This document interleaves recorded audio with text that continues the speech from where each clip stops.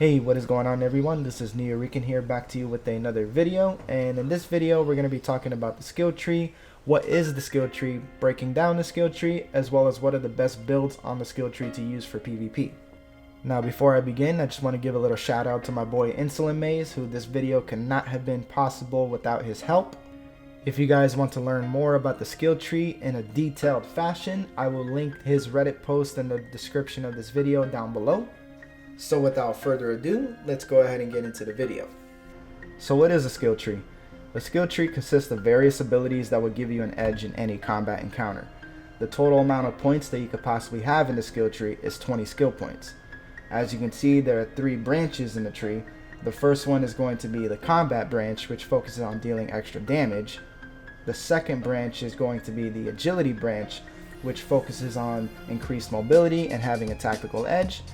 Finally, you have the survival branch, which focuses on staying alive longer in a fight. Now there are 2 types of skills. You have active skills and you have passive skills. Active skills are a specific skill to activate given a set cooldown time, and passive skills grant you permanent bonuses enabled all of the time. Now there are 3 most important things for the skill tree in this order. The first is going to be speed, second is health, third is damage. Speed is the most important thing over anything. If you are too slow, you're already at a disadvantage. With that being said, you will need to spend 8 points in agility no matter the build.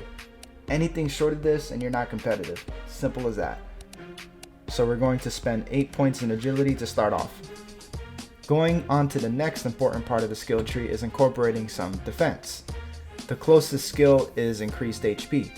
Since it's only 2 skill points needed, to be, again, competitive, 2 points must be spent on survival, giving you the increased HP passive skill.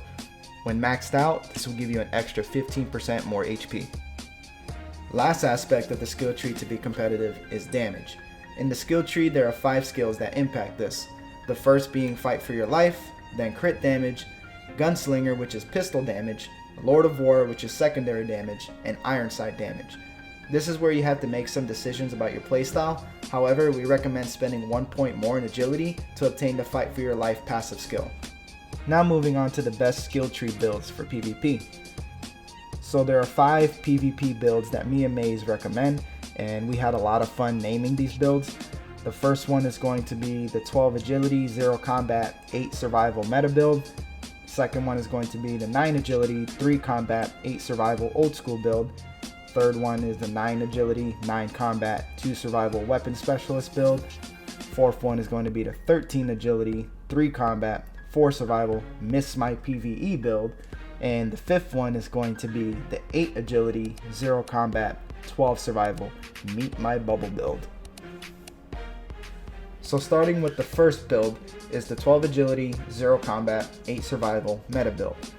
This build gives you all of the damage passive skills while also having all defensive passive skills that are most important. Drawbacks are that you don't have the extra accuracy. It is extremely effective in close quarter fights, but struggles at longer ranges depending on your weapon. Best used for short to mid-range fights, headshots are key, and the type of player that uses this build are front runners and they're aggressive players. The second PvP build is the 9 agility, 3 combat, 8 survival old school build. This build incorporates all speed passive skills, sacrificing crit damage to gain additional accuracy. Similar to the meta build, it just gives you more accuracy minus the crit damage. Mid to longer range fights are best used for this build and can aim more to the body if needed, although headshots are always a plus. The type of player that uses this build, they are a little less aggressive, but they're still good to be in the front of the battle. The third PvP build is the 9 agility, 9 combat, 2 survival weapon specialist build. This build gives you the added accuracy while also gives you extended clip size for your primary. This build is best for players who aren't as accurate with their aim, and it also gives you the stunner active skill to make it even easier for you to aim. Many skilled players that you go against, however, will activate their deflector skin to counter, so be prepared. You will lose the defensive passive skills, so you won't be a front running player. So the type of player that uses this build are smart and tactical, and they flank. They also like to bother their opponents at a distance. The fourth PvP build is the 13 agility, 3 combat, 4 survival, miss my PvE build. This build is best for players who do PvE as much as they do PvP, since it gives you the AM bomb. Don't expect the AM bomb, however, to be as useful in PvP because many skilled players know to use their deflector skin to escape your AM bomb. So by the time you're able to get kills with the AM bomb, chances are you have died quite a few times already. This is the least PvP focused build out of the group, and also you will be sacrificing projectile resistance and explosion resistance. Finally, you have the 8 agility, 0 combat, 12 survival, meet my bubble build. This build gives you all the speed passive skills and focuses on defensive abilities, giving you the emergency shield active skill. This build shines in capture the flag, but is not so good in other PvP modes as the other team can simply move to a different area to engage in their fights. This is the most defensive supportive role out of the builds.